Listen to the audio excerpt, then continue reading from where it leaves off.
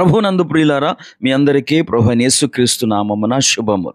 దుఃఖములో ఉన్న వారిని ఓదార్చటానికి మనము వెళ్ళామనుకోండి, వారు మన నుండి ఎలా ఓదార్పు పొందుతారు? మన మాటల వలన, లేక మనం ఏదైనా ఇవ్వటం ద్వారానా, లేదా వారితో మౌనంగా కూర్చొని ఉండటం ద్వారానా? బాధలో ఉన్న వారి దగ్గరికి రిపోర్టర్స్ వెళ్ళి నానా ప్రశ్నలు వేస్తూ ఉంటారు. వారు చెప్పడానికి చాలా ఇబ్బంది పడుతూ ఉంటారు. ఒకసారి ఒక మారుమూల గ్రామంలో ఒక కుటుంబాన్ని దర్శించటానికి ఓ పాస్టర్ గారు వెళ్ళారట. ఆ ఇంట్లోనికి వెళ్ళగానే ఆ ఇంటి ఇల్లాలు ఆయనను ఆహ్వానించి కూర్చోబెట్టి తన బాధలన్నీ చెప్పింది. ఆమె బాధలన్నీ విన్న తర్వాత పాస్టర్ గారికి ఆమెకి ఏదైనా ఇవ్వాలా, లేక ఆమెకి ఏదైనా సలహా ఇవ్వాలా అని ఆలోచిస్తూ ఉన్నాడు. అంతలోనే ఆమె తేరుకొని పాస్టర్ గారితో ఇలా అంది, మీరు వచ్చినందుకు వందనాలు, నాకు అవసరమైంది ఇదే, నా హృదయ భారాన్ని చెప్పి ఉపశమనం పొందాలనుకున్నాను అని అన్నది. అప్పుడు అర్థమైంది పాస్టర్ గారికి, ఆమెకు అవసరమైనది మనమిచ్చే సలహాలు కాదు, మన సానుభూతి మాత్రమే అని. బైబిల్ గ్రంథంలో ఎలీఫజు, బిల్దదు, జోఫరు అను ముగ్గురు స్నేహితులు యోబుకు సంభవించిన ఆపదలన్నిటిని గూర్చి విని అతనితో కలిసి దుఃఖించుటకును అతనిని ఓదార్చుటకును వెళ్ళాలని ఆలోచించుకొని తమ స్థలములను విడిచిపెట్టి యోబు దగ్గరికి వచ్చారట. యోబు గ్రంథం 2వ అధ్యాయము 12వ వచనంలో వారు వచ్చి దూరంగా నిలబడి కన్నులెత్తి చూచినప్పుడు యోబును పోల్చలేక తమ వస్త్రములను చింపుకొని ఆకాశము తట్టు తలల మీద ధూళి చల్లుకొని ఎలుగెత్తి ఏడ్చారట.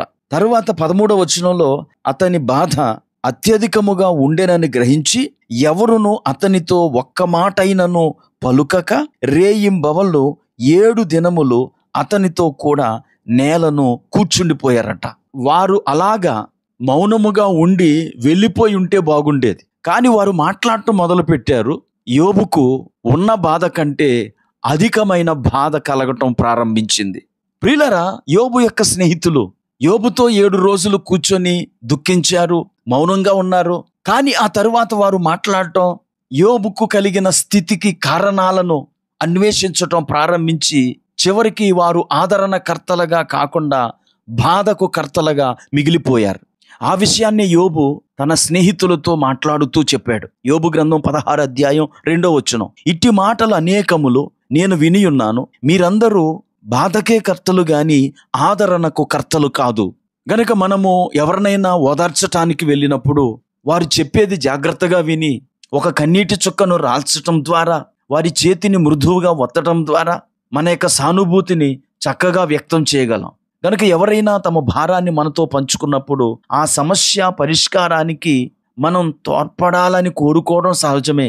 అయితే తరచుగా ప్రజలు ఎవరైనా కరుణతో తమ సమస్యలను వింటే చాలని కోరుకుంటారు. అటువంటి తరుణాల్లో వారి యొక్క సమస్యలని విని వారితో కొద్దిసేపు మౌనముగా ఉండి ఒక చిన్న ప్రార్థన వారి కొరకు చేసి వస్తే చాలు, సమస్త ఆదరణ కలిగించు దేవుడు వారిని ఆదరిస్తాడు.